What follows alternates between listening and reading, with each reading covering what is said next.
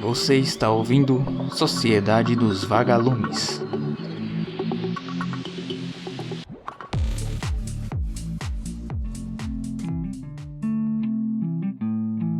Bom dia, boa tarde, boa noite. Não sei qual horário você está ouvindo isso. Meu nome é Bruno Ribeiro, sou estudante de Ciências Biológicas pela Universidade Estadual do Sudoeste da Bahia e hoje eu tenho uma convidada aqui comigo. Olá, pessoal!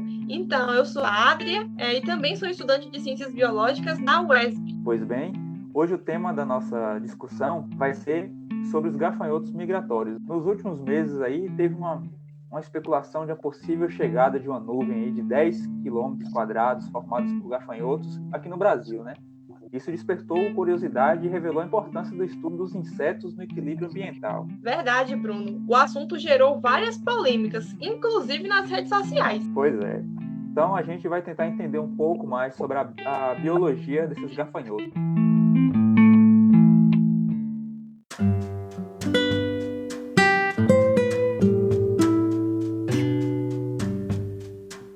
Esses insetos, eles pertencem ao filo Arthrópoda, da classe Insecta, ordem Orthoptera, família Acrididae. A espécie se chama Estissocerca cancellata, né? No caso, a espécie que causou essa nuvem aí, que despertou esse interesse. Ele é conhecido como gafanhoto migratório sul-americano. Eles podem medir aí de 7 a 8 centímetros na fase adulta. Possui também um desenvolvimento hemimetábulo, ou seja, eles passam por fases de ovo, ninfa, que seria a fase jovem, e adulto. São animais herbívoros e se alimentam de diversas espécies vegetais. Exatamente.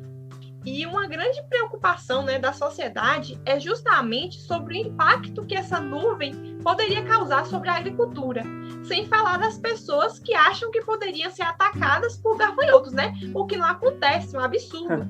Então, há muita preocupação em relação às plantações de culturas como o milho, o feijão, arroz e trigo, porque se essas chegarem a ser atacadas por uma nuvem de gafanhotos, haveriam muitos prejuízos. Mas as regiões de pastagens também despertam a atenção, uma vez que o apetite desses insetos são bastante vorazes.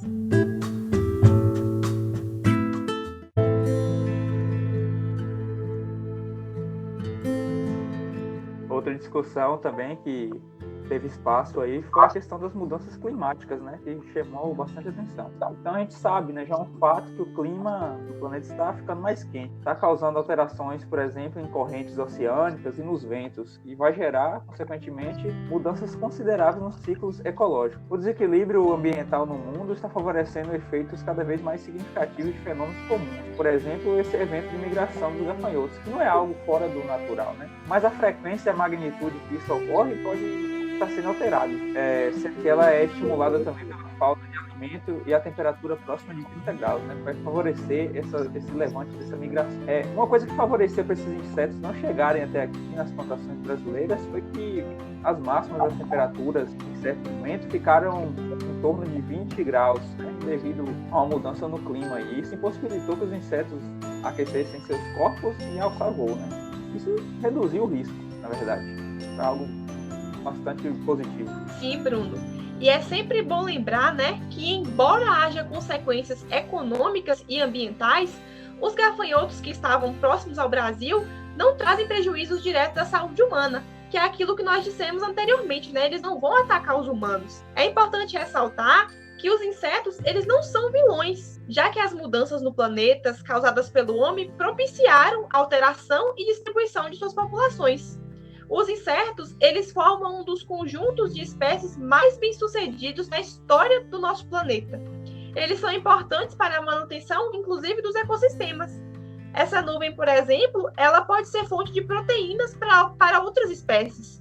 Por isso, nós temos que analisar sobre todos os aspectos, Os pesquisadores sempre dizem isso, para a gente analisar sobre todas as perspectivas. Com certeza, Não existe só uma definição do que é certo e do que é errado. É algo muito complexo e que realmente precisa de uma análise muito bem feita.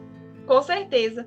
E é interessante a gente conhecer bastante sobre esses insetos para que a gente tenha também uma opinião formada, Então, vamos estar falando um pouquinho sobre o ciclo de vida desse inseto.